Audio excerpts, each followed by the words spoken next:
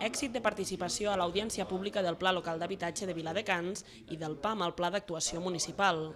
L'equip de govern ha posat sobre la taula l'estat en què es troben els 218 projectes que el consistori s'ha compromès a executar abans del 2011. A l'equador del mandat, 174 projectes estan realitzant-se, 16 estan finalitzats i 28 no poden avançar per diversos impediments aliens a l'administració local. El Pla d'Actuació Municipal es va fer amb molt de realisme, és a dir, que malgrat tot estiguem a l'equador del mandat, a meitat del mandat, amb un 87% de coses o realitzades o que estan en procés de realització, jo considero que és un èxit.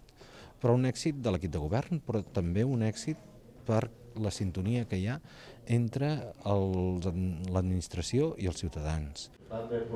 La qualitat dels serveis en tots els àmbits i els problemes de mobilitat van centrar el torn de pregs i preguntes, un espai de debat on l'equip de govern va aprofitar per explicar alguns factors que han obligat a replantejar i prioritzar les actuacions que preveu el Pla d'Actuació Municipal. En aquests 2 anys han pogut canviar qüestions tècniques, qüestions de decisió que fan que plantejaments que havíem fet 2 anys enrere en aquests moments s'hagin vist superades tècnicament. I és obvi, el tema de la crisi financera també ha suposat que sobretot en l'àmbit de les obres i les realitzacions d'obres s'hagi enlentit.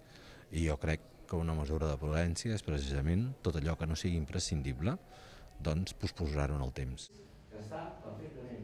L'equip de govern va destacar que s'està treballant en la bona línia i que té la voluntat de desenvolupar el programa de govern previst fins al 2011.